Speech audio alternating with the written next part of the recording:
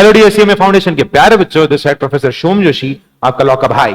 और आज है हमारा session number 2020 of learn law in 5 to 10 minutes.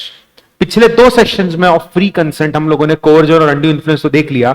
आज का हमारा सेशन नंबर सी है, सेशन नंबर 20C, जहां पे हम लोग देखने वाले फ्रॉड के बारे में।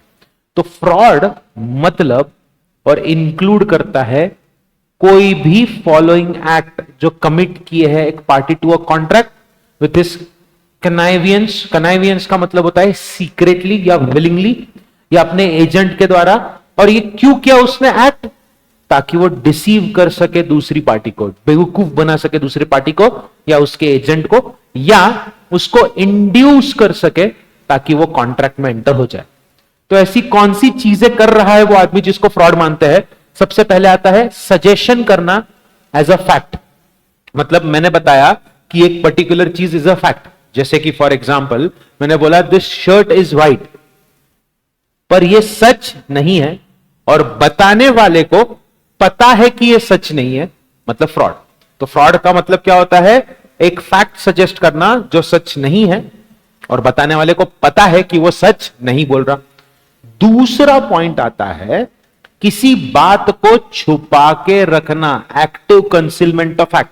मतलब मुझे पता है कि पर्टिकुलर चीज खराब है, लॉन्ग टर्म यूज करोगे, 1 महीना यूज करोगे तो वो खराब निकल जाएगी, स्टार्टिंग में देख के समझ में नहीं आता, तो मैंने किसी बात को छुपा के रखा और मुझे पता था कि असलियत क्या है। किसी फैक्ट को छुपा के रखना इज ऑल्सो फ्रॉड, अगर आपको फैक्ट के बारे में पता है तो सबसे पहला पॉइंट क्या था? एक फैक्ट बताना जो सच नहीं है और बताने वाले को पता है कि वो सच नहीं है। दूसरा, किसी बात को छुपा के रखना और जो बात छुपा रहा है उसको पता है कि असलियत क्या है। तीसरा, मैंने वादा किया और मेरा इंटेंशन नहीं था उसको परफॉर्म करने का, तो मैंने प्रॉमिस तो कर दिया पर मुझे पता है कि मैं उस प्रॉमिस को निभाऊंगा नहीं।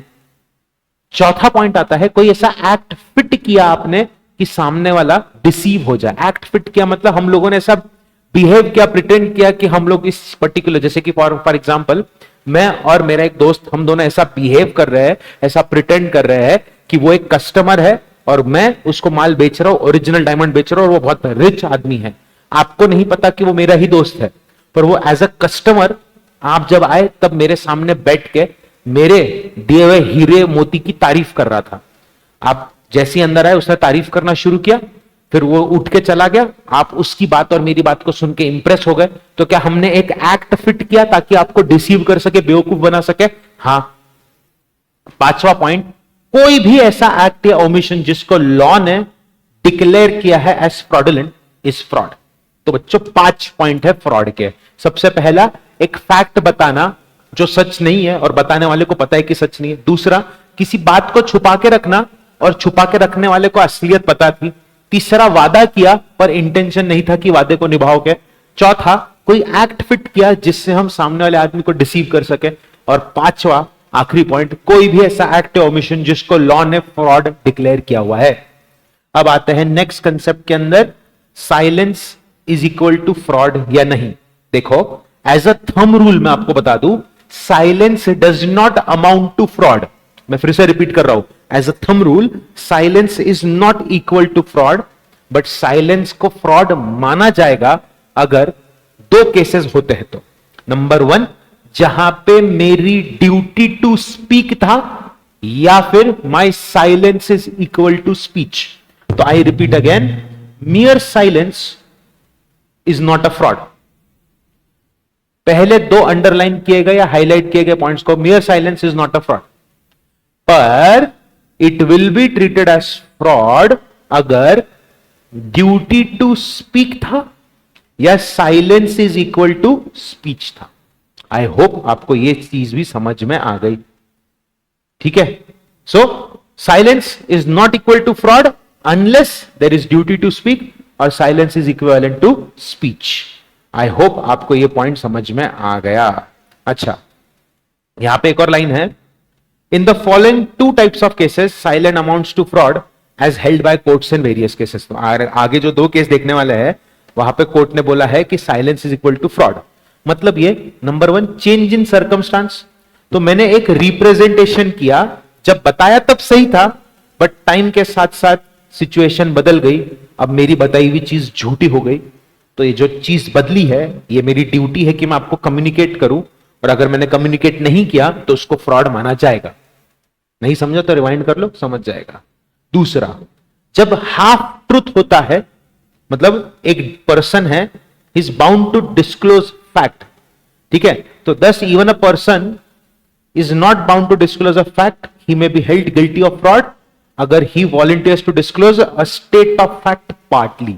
तो अगर आप सेल ऑफ गुड्स एक्ट पढ़ चुके हो तो आपको पता है, seller is not under any obligation to disclose any kind of defect in goods, पर अगर डिफेक्ट बता रहा है और वो हाफ तरीके से बता रहा है तो वो भी फ्रॉड माना जाएगा। फ्रॉड के इफेक्ट क्या होते हैं? अगर मैंने आपके साथ फ्रॉड किया तो आप अग्रीव्ड पार्टी हुए, अग्रीव्ड पार्टी के पास ऑप्शन है टू रिसाइन द कॉन्ट्रैक्ट, यानी आप चाहो तो इसको वॉइड बना सकते हो। अगर आप कुछ नहीं करते तो इसको वैलिड माना जाएगा।